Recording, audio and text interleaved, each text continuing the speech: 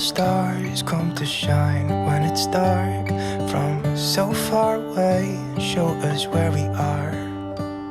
Hi guys, and welcome back to another video. If you're new here, my name's Liv, I'm 26, a first time mum, battling depression, also raising a toddler, and in this video I'm going to be giving you cleaning motivation as well as 8 of my top tips to create a happier life. So this video is for anyone that's got depression, anxiety, or just feels a bit low and down in the dumps. And I know we've all been there, and I honestly feel this way every single day. But there have been some things over the last 3 years that I have learned, tips and tricks to try and help shift my mindset. So I thought, seeing as it's Maternal Mental Health Week this week, I'm just going to share what I've learned with you in the hope that it just even helps one person. That would make me so happy. So the tips that I'm going to give you are actually doable, achievable things that will hopefully make instant impact for you. And I'm just going to go through things randomly that come into my head. So the first one, and I'd say this is probably the biggest one, and it's got a lot of research behind it as well, that's something you could do straight away to have instant impact, is get more sleep. And I know what you're thinking, Liv, I'm a mum, how am I meant to get more sleep?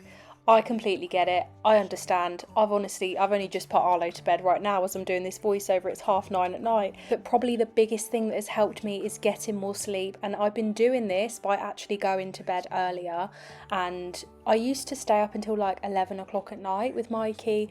And we'd be like, oh no, we want that time to chill, like watch one more episode. But honestly, your body needs the sleep so much more than you watching another episode of Baby Reindeer. What really was an eye-opener to me was the fact that we should be getting between 7 and 9 hours sleep every night, and that just doesn't happen. Like most of the time I'll get 7 hours sleep if I'm lucky, but going to bed an hour earlier just helps set my body up better for the day ahead the next day and boost my mental health so much. I know that if I'm tired, that I'm just going to have a rubbish day the next day. So try and go to bed earlier if you can. And also every other week, for me, I know it's not possible for a lot of people, but Arlo goes to sleep over at his nanny's house, so we can get a lie in and we sleep in until like 10 o'clock in the morning. It's beautiful. And our bodies just need that time to sort of recover. So the best thing for instant impact is sleep. Now let's move on to number 2. The next thing that will honestly make a huge difference, and it's really funny me saying this because I am such an anti-exercise person. I've got no problems with it. I just don't particularly like doing it. But the best thing that I would say to you, and something that I've been doing as well recently, is getting out and just walking. If I've got Arlo in the day, I will get out with the pushchair, put my headphones on, and maybe he'll have a little sleep in the pushchair if I'm lucky. And one days where I don't have him, I will go out and just use that time to completely clear my head, just wander around for an hour, have my headphones on and just zone out. And that time for me is kind of like a reset button. And so much research has gone into movement and helping your depression, and it can help so many other things. Other than your mood, it can help your self-esteem, it can help your body, it can also affect your stress and help you sleep better at night. So it's such a massive thing to do.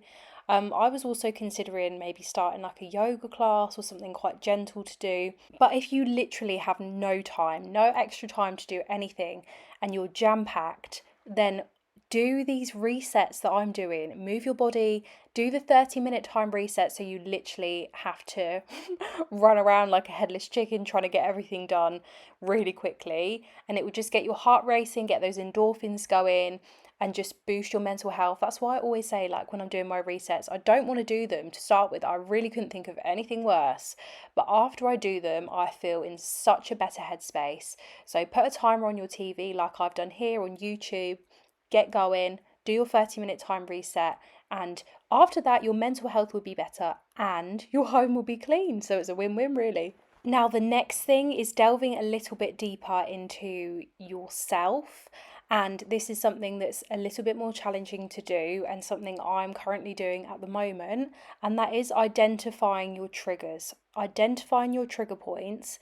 And then what you want to do is try and look for a pattern, try and look for a particular situation, a particular person, or something you're doing that can egg you on to go into a depressive or an anxious episode.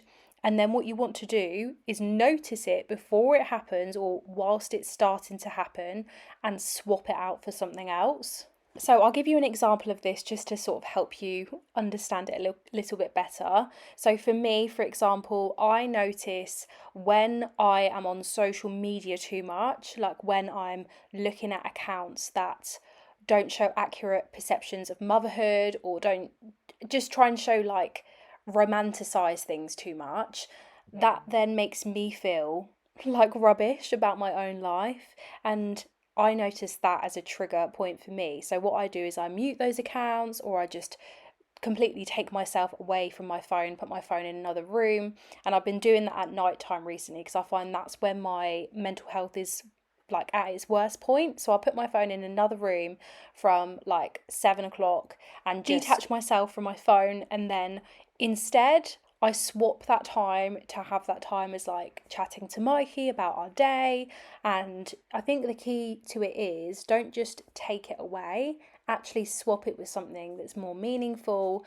Like if you've got like a little activity or class that you can do at night time, or if you want to start reading a book, that's something that can be really useful to you. Or journaling, that's another really good thing that I really wish that I could get into more. I might give that another go, because I think there's so many benefits to that. So again, when you're having those negative thoughts, you need to stop, freeze, and swat them. Like straight away be like, no, not today. And then you want to swap them with something else that is more meaningful, that's more enriching, or has more purpose. This actually leads me on to my next point, and that is reducing your screen time, especially first thing in the morning and last thing at night, because what it does is it tricks your body into being in like a hyper awake mode because of all the lights. I think it's blue light that is doing all of that. I don't really know too much about it, but I'm just sharing with you what I've learned. And I've definitely noticed in that half an hour, particularly when you first wake up in the morning and half an hour at bedtime, do not look at your phone at all, or it will mess with your rhythm, your body's rhythm.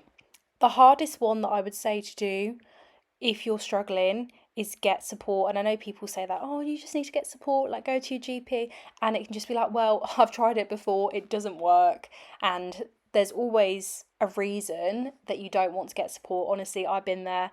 I felt exactly the same, but I'm not just talking about going to your GP, getting tablets. I'm on sertraline, and they have helped me a lot. They've helped me be able to sort of give myself building blocks to be able to get on with daily life, but they're no quick fix. Like I still have big issues, I'm still in depressive episodes, but it's just slightly less than before. But I'm talking about getting support from other people, getting support from your best friends, from family, speaking to someone impartial, like going to a therapist. Like, for example, I'm booking a therapist appointment soon, hopefully in June when I can save up the money because it's bloody expensive.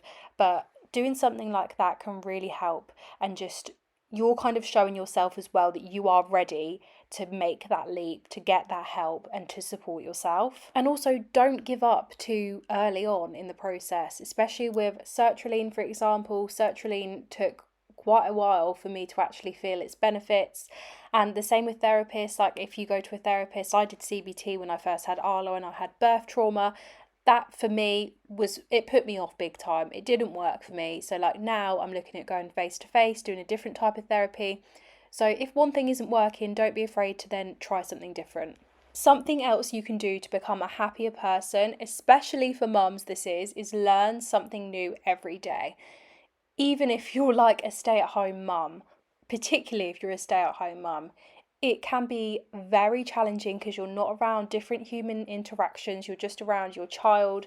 Your vocabulary sort of reduces, you get mum brain, you get mum fog, and I feel like doing self-development in some form can really help this. Whether that be an educational podcast you listen to on your walks, or it could even be a new language or just a new word that you learn every day.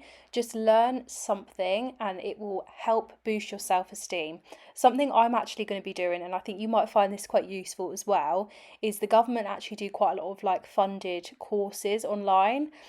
So they do like children's mental health first aid, safeguarding, and then there was also one that I saw for understanding autism, and you can get like a level 2 qualification and certificate at the end of it, and it's all free. So I think I'm going to do that one.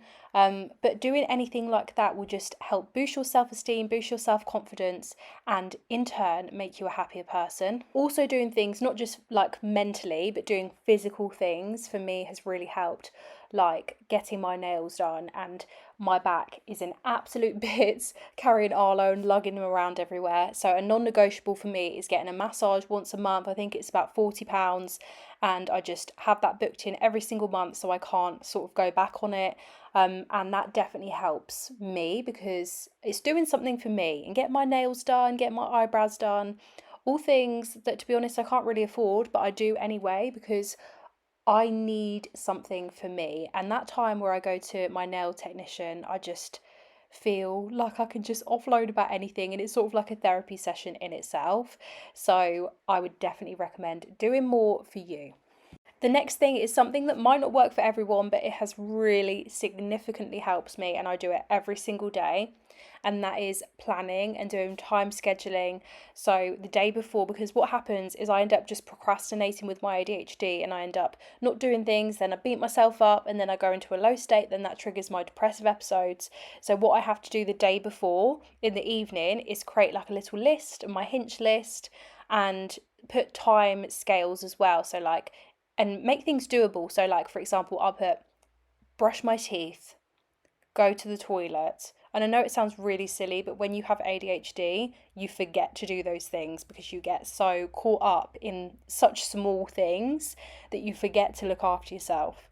So that's something that really helps me, having lists with time slots that are doable, that you're not going to sort of like go over that time because you've not allowed yourself enough time and then you'll beat yourself up. Don't do that. Make sure you have enough time in each slot that you book in. And the last one is actually very important, and one you probably wouldn't even think of, but it's having more empathy to others, understanding why other people could be a certain way more, to stop letting your own brain internalize it and affecting your mood. Because I know even for me, like if I got on a bus, the bus driver was rude to me or something, it would affect my whole day. But now I start analysing it and thinking, right, he could be having major health issues. You don't know what's going on.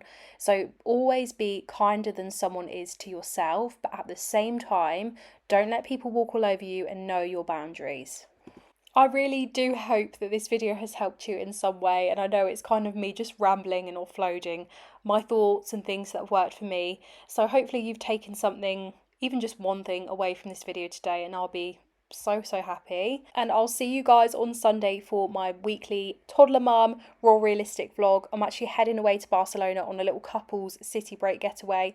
Arlo's going to his grandparents' house, and I've been worrying sick about it, but I'm sure he'll be fine. He's just been really clingy at the moment. But I hope you're okay. I hope you're having a lovely week, and I'll catch you in the next one.